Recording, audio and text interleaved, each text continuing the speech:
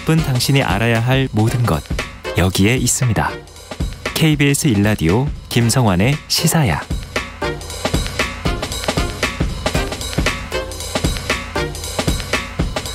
코로나19 집단 감염이 발생한 청해부대 34진의 장병 전원이 오늘 귀국했습니다. 서 국방부 장관은 무거운 책임을 통감한다면서 대국민 사과를 했는데요. 한국 국방안보포럼 신종우 사무국장 연결해서 이번 청해부대 집단 감염 사태의 원인과 대책에 대해 얘기 나눠보겠습니다. 사무국장님 안녕하십니까? 안녕하십니까? 네, 이 감염병으로 인해 해외 파병 작전이 중단된 건 사상 초유의 일이라고 하는데요. 사무국장님께서는 이번 사태 일단 어떻게 보십니까? 네, 올해가 우리나라가 이제 해외 파병이 이제 30여 년이 전인 해인데요. 네. 파병 역사상 파병 부대가 감염병으로 작전을 중단하고 철수한 첫 사례가 되겠습니다. 네. 30년 파병 역사에 오점으로 남은 사태라고 볼 수 있는데요. 코로나 팬데믹이라는 상황 속에서 좀 안이한 방역 계획을 가지고 임무를 좀 수행한 게 그 원인이 좀 물어 보이는데, 국방부뿐만 아니라 이제 파병과 관련된 기관들이 좀 세심하게 살폈다면 일하지 않았을 좀 아쉬움이 많은 사태인 것 같아요. 근데 일반적으로 이제 해군 함정은 굉장히 이렇게 산밀 환경이라고 얘기하잖아요. 밀접 밀집 밀폐된 환경 속에서 장병들이 이제 생활할 수밖에 없는 구조인데, 구체적으로 해군 함정 환경이 어떻게 되어 있는 겁니까? 예, 저도 이제 현역으로 이제 합참에 이제 근무할 때 청해부대 일주일 정도 출장을 다녀온 적이 있습니다. 아, 그래요? 예. 지금 문무대항함과 동일한 종류의 이제 군함을 일주일 동안 타봤는데요. 예. 군함이니까 일단은 이제 화학전 공격을 좀 대비하기 위해서 상당히 밀폐되어 있습니다. 저도 이제 육군이지만 이제 해군 함정에 타 보니까 실제로 상당히 답답했습니다. 식당이나 침실 등 장병들이 생활하는 곳을 보면 비좁고, 또 사람들이 밀접해서 생활하다 보니까 전염병에 취약할 수밖에 없어요. 예. 사례로 다른 나라 보면은 이제 미국이나 프랑스 항공모함에서 이제 무더기 확진자가 나오기도 했고, 감염병의 확산에 매우 취약한 곳이라고 할 수 있죠. 네. 사무국장님, 지금 전화 연결을 하는 도중에 이렇게 잡음이 좀 들어가고 있거든요. 잠시 끊어주시면 저희가 다시 한번 연결하겠습니다. 예, 알겠습니다. 네. 지금 해군 함정에 직접 이제 청해부대 그 함정에도 탔던 경험이 있으시다고 말씀하셨는데, 한 300명이 넘는 병사들이 아주 좁은 공간에서, 함정이란 공간이 이렇게 움직이기에 제한돼 있잖아요. 그런 공간에서 생활할 수밖에 없기 때문에 이 감염병에 굉장히 취약한 환경이다, 이런 얘기를 지금 해주셨습니다. 지금 여러 가지로 이제 비판 여론이 나오고 있습니다, 감염병에. 사무국장님. 네네. 네네네. 네, 지금 이제 방금 전에 말씀하셨던 것처럼 해군 함정이 산밀 환경에 굉장히 취약한 산밀 환경을 갖고 있다, 이런 말씀 해주셨는데요. 일단 서 국방부 장관은 청해부대 백신 접종 노력에 부족이 있었다, 이렇게 인정을 했습니다. 근데 청해부대 34진은 지난 2월 8일에 출항했는데 국내 백신이 처음 도착한 건 또 2월 24일이라 그래요. 좀 시차가 조금 있는 상황이긴 한데요. 출항 일정을 약간 늦출 수는 없는 것이냐, 아니면 현지에서라도 백신을 맞을 방법은 없는 것이었느냐, 이런 지적도 나오더라고요. 어떻게 보세요? 예, 국방부가 이제 청해부대에 백신 접종을 꼭 해야겠다는 좀 의지만 있었으면 충분히 가능한 일이었다고 생각이 돼요. 네. 근데 하지만 이제 국방부가 세운 방역 계획이라는 게 방역 대책은 이제 국방부가 세웁니다. 예. 합참과 청해부대에 하단한 방역 대책이라는 게 외부인 차단이라는 아주 단순한 계획이었거든요. 네. 함정이라는 건 결국은 이제 해상에서 계속 임무를 수행하지만 유류나 물자 보급에서 항구에 입항할 수밖에 없습니다. 네. 그 중에서 일부 인원만 방역복을 입고 보급 임무를 했고, 대부분 순조는 아예 하선조차 하지 못했지요. 네. 물론 이제 발병하기 이제 전부, 그러니까 집단 감염이 되기 전에 5개월간은 이런 조치를 통해 어느 정도 효과를 보기는 했었습니다. 근데 우리 이제 해외 파병 중인 아크부대나 한빛부대, 다른 이제 부대들도 역시 마찬가지지만 현지에서 백신 접종을 받았다고 하더라고요. 근데 어떻게 유엔에 협조를 요청하거나 현지에서 백신 접종을 받을 수 있는 방법은 없을까요? 정확히 말씀드리면 이제 유엔이라고 좀 얘기를 하시는데, 우리가 유엔 평화 유지군이라고 얘기하는 부대는 이제 남선에 파병된 한빛부대가 있고요. 레바논에 파병된 동령부대가 있습니다. 아랍에미레이트 아크 부대는 이제 유엔은 아니고 군사 외교차원으로 나가는 부대인데요. 네. 이 부대까지 백신 접종을 했다는 거죠. 네. 뭐 청해부대가 뭐 유엔 소속이 아니가 이게 중요한 것이 아니라 뭐 어쨌거나 상선 보호를 위한 다국적 일환으로 갔고 거기에 미국도 포함되어 있거든요.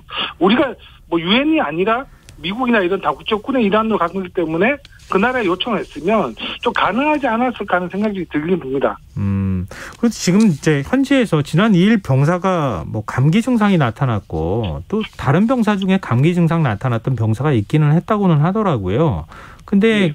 우리가 이제 그 간이 검사할 수 있는 신속 진단 키트 정도만 갖고 갔기 때문에 제대로 된 진단 검사나 대처가 불가능했다 이런 지적도 있더라고요. 이 부분에 대해서는 어떻게 보십니까?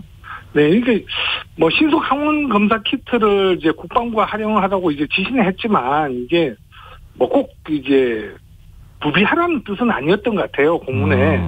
그러니까 이게 정확도가 낮으니까 뭐 우리가 지금 해외 파병 청해부대뿐만 아니라 장기 출항 함정에 이제 보조용으로 활용을 하라고 하는 이제 지침이었지요. 근데 만약 국방부가 이런 이 키트에 대해서도 중요하게 판단했다면 뭐 합참 또는 해군에 확보했는지 확인까지 했을 거예요. 네. 근데 지금 보면은 언론 보도에 뭐 나온 얘기지만 뭐 국방부가 공문 지시했는데 예하 부대가 안 했다는 이런 뭐 책임 떠넘기는 어떤 모습까지 보여서 뭐 이런 건 그렇게 좋지는 않는데 일단 아예 중요한 걸 알았으면 뭐 신속 항체 검사 키트뿐만 아니라 신속 항원 검사 키트로 추가로 이제 청해부대가 가져가지 않았을까 하는 생각이 듭니다. 직접 이제 함정에 그 탑승도 해보셨으니까 승선도 해보셨으니까 아시겠지만 의료진이 어느 정도 의료 장비하고 의료진이 얼마나 있습니까? 뭐 즉 보통 청해부대는 이런 전염병보다는요 외상에 관련돼서 좀 중심이 되는 전문의가 좀 이제 그 파견 같이 가는데 네, 의사가 있기는 해요. 군의관이. 예, 군의관입니다. 군의관. 예. 전문의 군의관이 이제 같이 승선해서 가는데 뭐 이번에는 뭐 내과 전문의 군의관이 따라갔다고 하더라고요. 예. 근데 하지만은 이런 이제 말씀드렸듯이 그 코로나 감염 확산에 대한 대책은 전혀 없었지요.